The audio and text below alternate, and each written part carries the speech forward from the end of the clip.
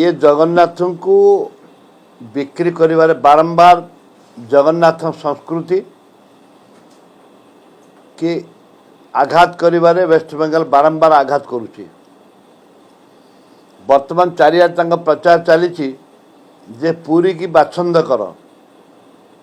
सारा विश्व आसुची पुरी की से तमें बाछंद हेले तमें बाछंद ही रही आ जगन्नाथ विरुद्ध जी जाइची जगन्नाथ को जे एपट सेपट करिची से ध्वंस हो जाइए। ममता बानार्जी जो कथा करुचंती ये तांको प्रति शुभंकर नुह किंतु गोटे कथा पूरी पूरी आम डॉक्टर पंडा को अनुरोध करी सॉरी डॉक्टर पाढ़ी को जे जगन्नाथ मंदिर मुख्य प्रशासक जे तुरंत जे ये अव्यवस्था करिची ताको तुरंत गिरफ करंतु तुरंत गिरफ करबा दरकार तांको समय देवा आवश्यकता नहीं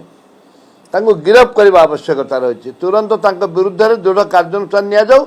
तुरंत गिरफ करा जाऊ जहाद्वारा कि जगन्नाथ संस्कृति उपर बारंबार जो कुठारघात करुँचे आपको कांग्रेस दल केवे बर्दाश्त करबनी। दईता मैंने जो कार्य करुँच ये कौन करवा उचित कि जो दईतापति मैंने गले से जो दारूर किसी बड़का काठ को लेकिन ब्रह्म परिवर्तन करेले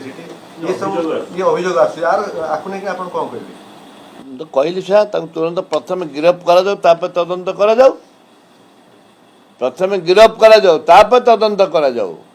जगन्नाथ धाम लिखी रोष घर कले गैस चुली रोषे बर्तमान यहाँ बहुत भूल कथा काठर हवा कथा काठ जगन्नाथ काठर अभाव ना काठर ना बहुत असुविधा हम।